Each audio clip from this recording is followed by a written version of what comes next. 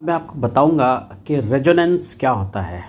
आपको पता है, क्लास में जब आप पढ़ते हो तो आपकी दोस्ती किससे होती है? आपकी दोस्ती केवल उन्हीं लड़के या लड़कियों से होती है जिनके विचार आपसे मिलते हों। अगर आपको चाट खाना पसंद है और सामने वाले को भी चाट खाना पसंद है तो आपकी उससे बातचीत होगी, दोस्ती होगी। आपके जितने विचार सामने वाले से मिलते हैं, आपकी दोस्ती उतनी ही गाढ़ी होती है, आपकी दोस्ती उतनी ही देर तक चलती है जितने ज़्यादा विचार आपके और दूसरे पर्सन के मिलते हैं।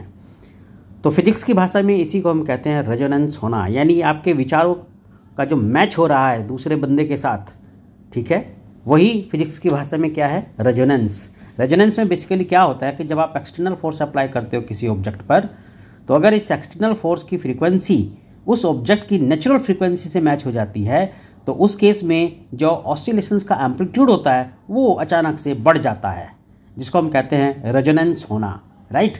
तो प्रैक्टिकली अगर इसको देखा जाए, डेली लाइफ से अगर इसको कनेक्ट किया जाए, तो रेजोनेंस हम डेली अपनी लाइफ में भी देखते हैं। यानी जैसे मैंने एग्जांपल दिया कि अगर सपोज़ कोई पति पत्नी है तो उनके संबंध कितने मधुर हो सकते हैं, वो डिपेंड करेगा कि उनके विचार कितने मिलते हैं। तो जितने ज़्यादा विचार मिलेंगे उनके रिलेशंस उतने ही मधुर होंगे, उतने ही बढ़िया होंगे, अर्थात यानी रेजोनेंस उतना ही बढ़िया हुआ। जो रेजोनेंस की क्वालिटी है, राइट, वो उतनी ही अच्छी है। जो शार्पनेस ऑफ रेजोनेंस होती है उसको हम बोलते हैं क्वालिटी फैक्टर। तो यानी क्वालिटी फैक्टर जितना ज़्यादा हुआ, रेजोनेंस की शार्पनेस उतनी बढ़िया हुई, अर्थात विचार उतने ही ज़्यादा मिले और दोस्ती और संबंध उतने ही दूर तक और गहरे संबंध होंगे और दूर तक चलेंगे।